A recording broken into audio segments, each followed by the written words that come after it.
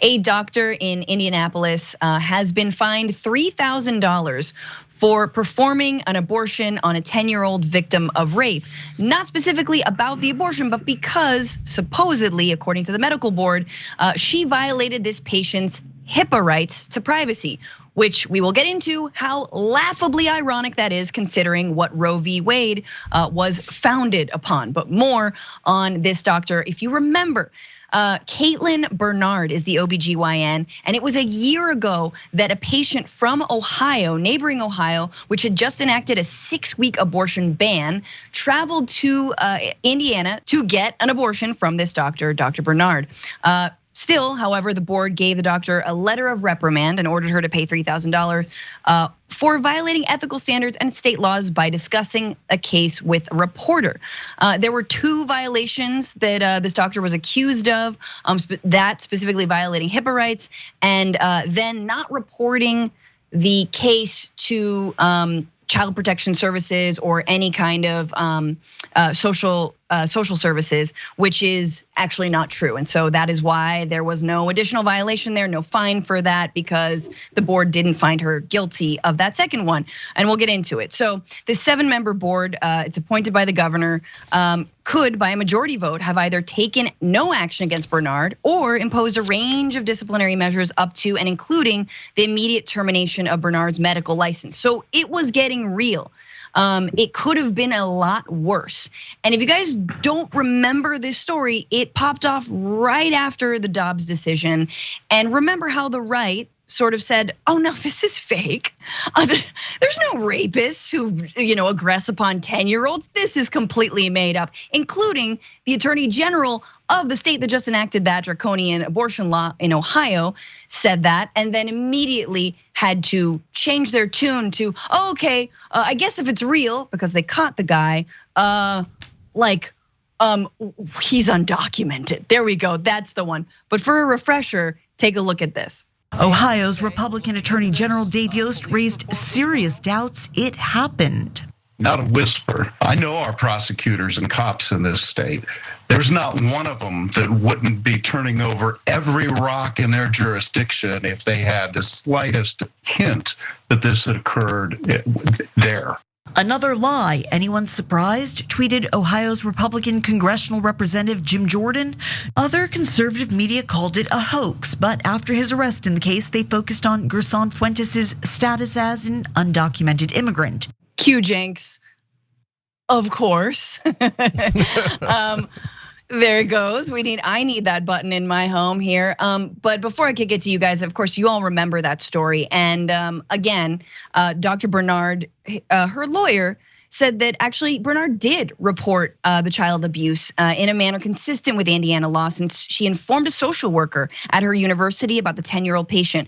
Where HIPAA is concerned, Moracle added, this is her lawyer, Bernard did not violate the law because her comments to the Indianapolis Star did not include any identifying information such as the patient's name, date of birth, or the date of the hospital admission. So once again, the board disagreed with that lawyer on one of those things, and she was fined $3,000. What do you guys think of this? This was such a politicized case, right? And yet the specifics of what she seems to have violated don't really have anything to do with the actual procedure itself, but can we assume it kind of is? Are they targeting her because she helped save a 10-year-old's life by giving her an abortion? So that she wouldn't try to have her rapist baby. Yeah, of course they're targeting her because of that. And so if you're a Republican and you're comfortable with it, like, oh yeah, I can't believe this doctor helped that 10-year-old. She should try to have the rapist baby, and then if it killed her, so what? I'm pro-life, so okay, good. Well, I mean, that is their position, and they are targeting her. And they're not targeting her because of all the doctors in Indiana. Oh, look at that one. Oh, we think that might have been a HIPAA violation, and so we're deciding that we're going to go after her. No, they look, guys. It's monstrous. It's monstrous. But if I say it's monstrous, that's what 30% of this country thinks. So yeah. So by the way, to be fair to that 30, to be even more fair, it's not even 30%. So because if you said they vote that way, right? But if you sat them down right here and said, do you really think a doctor should be punished for helping a 10-year-old get an abortion from the rapist's zygote that's inside of her?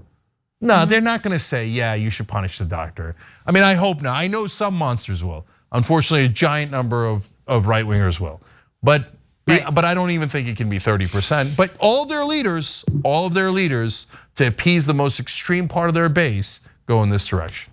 Well, it's clearly vindictive. And the thing that, when you read these things in the newspaper, you go, oh, 10-year-old rape victim had to get an abortion. This doctor came along and saved her. But we forget and we don't think about all the trauma that girl is going through, that victim is going through, the family's going through. 10 years old, this is gonna go on for the rest of her life. She's gonna have these things going on where she has to deal with this.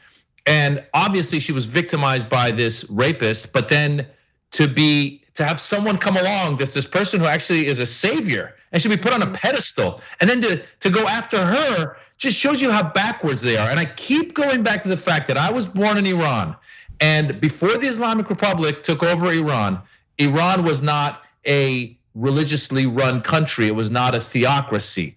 But as soon as the theocracy took over, they went after women and women's rights. They went after the LGBTQ community. Then they went after other religious minorities, and now we have a government that is imprisoning protesters and executing people left and right. And that's what these people want. So if anybody, even if you're a woman who says, you know what, I don't know if I believe, I don't believe in abortion. The idea that we should have the right to choose, a woman should have the right to choose. That's as simple as that. I don't care if you're pro or anti-abortion. A woman should have the right to choose. It's that simple. And these vindictive, just lower than scum people that went after this doctor don't get it. And I hope that everyone, every time they read something like this, is reinvigorated to go out and vote and get these people out of office and take back your rights. Yes, and there's more. Before we continue the conversation, I have to get in who these vindictive people are, because that's the Attorney General of Indiana, right? So it's important to know that the Attorney General, Todd Rokita, has been pursuing this case for a year. Wants his punishment for Caitlin Bernard, an OBGYN, again, assistant professor at the Indiana University School of Medicine, who carried out that abortion June 2022, less than a week after Roe v. Wade was struck down. To the point where he's tweeting during the board's decision. Here he goes, AG Todd Rokita, this case is about patient privacy, a bedrock of our healthcare system. The case is also about reporting child abuse to Indiana officials. The purpose of Indiana law is to ensure immediate protection of the child. He goes on, this is a whole thread. The board gets to decide whether it's acceptable in Indiana for a licensed physician pursuing a political agenda without patient authorization to disclose details about this little girl's tragic situation, to identify her and her family to the world. Okay, so wrong, because she did not actually identify the patient or her family to the world. And she did also alert Child Protection Services, a social worker, about the abuse that took place. But I just wanna talk about the privacy. Let's talk about privacy. This is what the right does. It doesn't matter what the issue is. They focus on the messenger rather than the message. They don't care that a 10-year-old would be forced to carry a baby to term. A baby would be forced to carry a baby to term in the state of Ohio. They don't care about that. They care that the woman who, as Maz said, saved her might have mentioned the case to, an inquiring journalist who already knew about the story, that there was a refugee coming over from another state.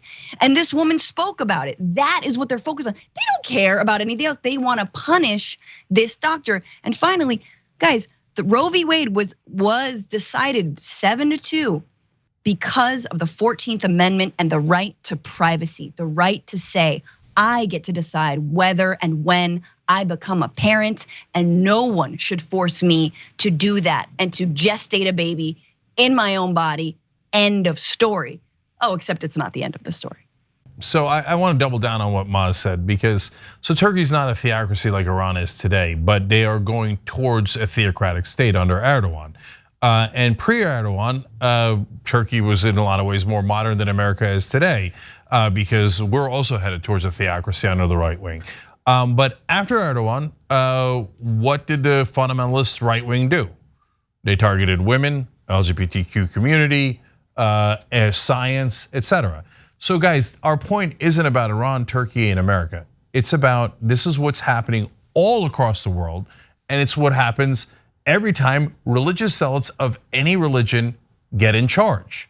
They always target the LGBTQ community, women, and science, because they hate science the most. So that's why doctors are in a lot of trouble. And by the way, it's not an accident that all of a sudden we've had vaccines in this world for now a long, long time, and it's saved hundreds of millions of lives, and nobody, almost no one objected to vaccines before. But now all of a sudden they hate doctors, and they have to attack doctors, and they have to attack scientists. And now in this case, they're attacking doctors and women.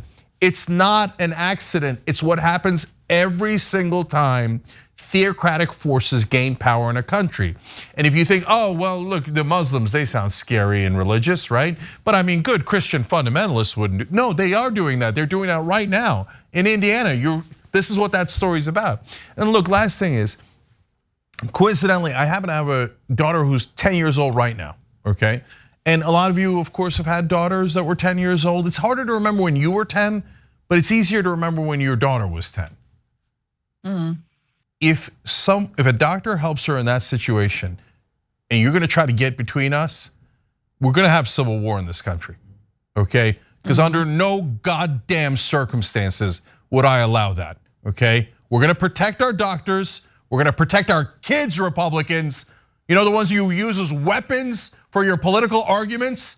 We're gonna actually protect kids, because you got no interest in that. And yes, we are going to protect women. And I don't care how much the right-wing fundamentalist theocratic zealots in this country hate that. Sorry, we're gonna fight like hell for women in this country. We're gonna fight for them. I know the Democratic Party's a bunch of weaklings and they won't fight for you. And the Republicans are monsters, but at least we're here, and with every breath we got, we're gonna fight for those people. And I don't care what anyone in media says. Oh, you have to be civil. Do they look civil to you? No.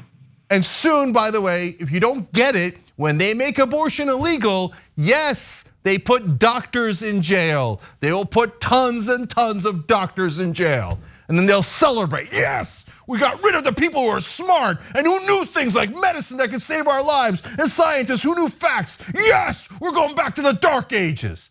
Go celebrate, you monsters. Yes. And by the way, Cenk, I would just add to something you just said too about being the parent of a young girl. I wonder if this attorney general, if it had been his 10-year-old daughter who had had that same experience, if he would then be trying to go after this doctor, or if he would have just brushed it under the rug and pretended like, well, thank you very much quietly and let's move on. Yeah. I'm guessing it's the latter. These people are hypocrites. They should be exposed. I hope that those tweets that he did, that people went after him for them. And it is just unconscionable what these guys are doing. And again, this doctor is a hero. This doctor's a hero. Last thing, Maz, like look, I don't believe we should like send troll armies after people, but look, that tweet doesn't have any pushback. It just doesn't. There aren't people don't know who this guy is, right? Because there's so many villains out there, you know. And later we're gonna talk about Boebert, and they steal all the headlines, and it's not fair. But it's like the same thing with you think the right doesn't know who Caitlin Bernard is, Dr. Caitlin Bernard? Yes, they do. You think they haven't issued death threats against her? Of course they have. So it's incumbent upon us as progressives to send her messages of support.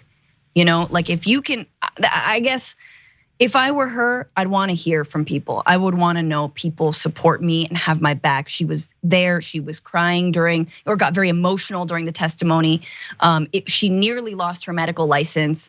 You know, who knows if she would do it again. But she was a damn hero. And if we don't support her, you know, we have to make sure doctors can make this right decision. Thanks for watching The Young Turks, really appreciate it. Another way to show support is through YouTube memberships.